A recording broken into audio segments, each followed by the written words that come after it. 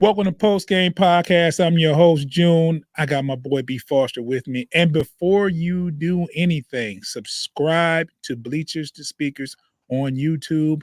You can check out the rest of these featured player profiles on that channel. Today, we're doing our first NBA player profile. Sticking with the off-season vibes, we're going to focus on basketball today, and Foster's going to tell you about this current 2024 NBA basketball prospect. Foster, do your thing, bro. All right, the first NBA prospect that we're going to talk about is Alexandre Sarr. He projects to be a center / power forward at the next level. He's 7'1", and he has a 7'4" wingspan, and he's only 19 years of age. He's a part of the influx of French prospects, which the Pistons have had zero luck as of in history of developing, but that's neither here nor there. But he is French. His dad played in Senegal, and his brother plays for the Oklahoma City Thunder. He played in Real Madrid under the youth system. He played for Overtime Elite, and that was all before playing professional basketball in the NBL. He had 9 points, 4 rebounds. He was 61% from two-point land and 29% from three. And he had 66. He shot 66% from free throw. He is a high ceiling and high potential player. And his best attribute is his physical profile. Like I said, he's 7'1". He's got a long, a wide wingspan, and as he grows into his body, he's going to, he is going to be able to hopefully reach the potential that all those attributes come with. He attacks the perimeter. He runs the floor. He shoots from the outside, and he has the ability to take the ball up the floor as well. He's the prototypical, overseas player who would, would prefer to shoot from the outside, but he has improved scoring around the rim. Similar to a lot of Europeans, he's a good passer, and he uses his height and his wingspan to jump, hang in the air, contort, and block shots without causing contact to the shooter. And he's also shown flashes of being able to guard on the perimeter. So he's a guy that if he gets switched out on a pick and roll, he has the ability to move his feet and defend on the perimeter. But there's only so much you can do at 7'1".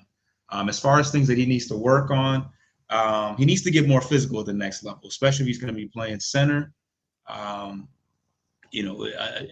It's going to depend on what they ask of him, but certainly if he's going to be going up against the likes of Jokic and Embiid and some of those low post threats, he's going to have to be more physical. And for those that are watching the visual, you can see that he's not very big right now, but of course he's going to build some mass over the years. He's only 19 years old.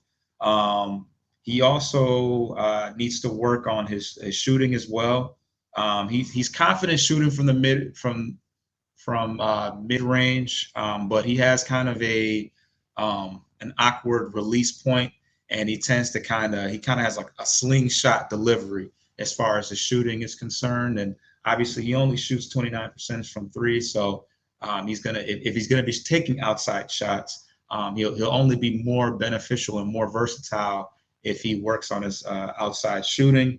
And then as far as his he lacks that fire early in the game, especially when he's struggling.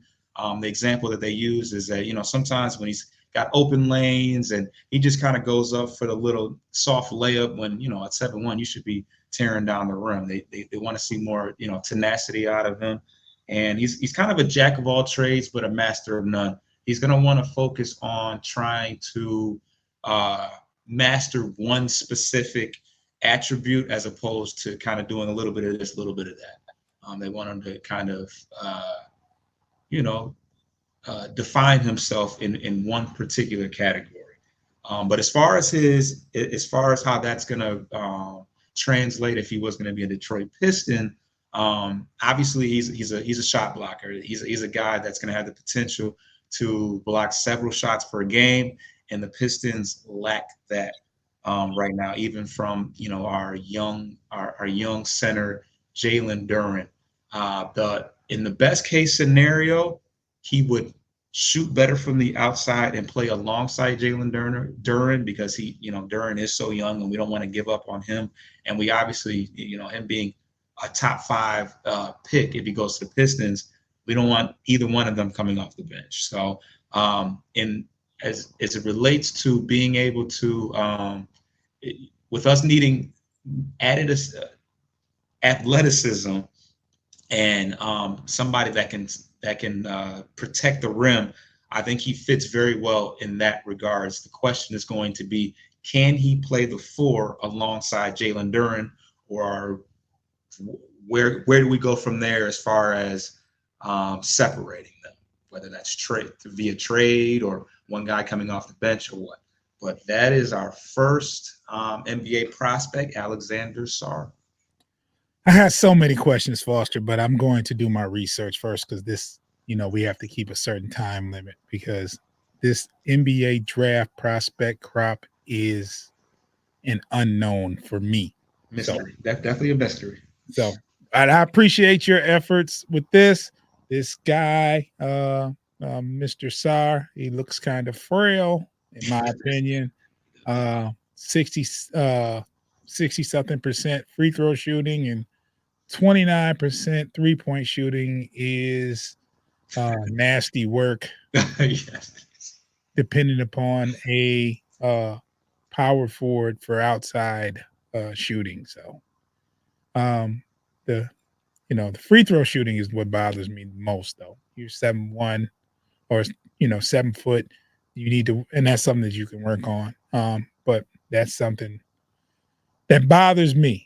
I mean, you need that percentage to be in the 80s, 70s, you know what I'm saying, for me to feel comfortable with you getting the ball, getting opportunities at 7 foot. So, because the outside shooting, just the 3-point shooting isn't there. Just right. All right, that'll do it. Check us out on YouTube, Bleachers and Speakers, and all streaming podcast platforms for the audio feeds. That's Google. No, then Google Podcasts is no longer a thing. Apple Podcasts, Spotify, iHeartRadio. All you have to do is type in Post Game Podcast, FFSN, in the search. Follow us. You will see the Post Game Podcast logo. It looks like a Pistons type color. Post Game Podcast, FFSN. Download the episodes. Thank you for watching and listening.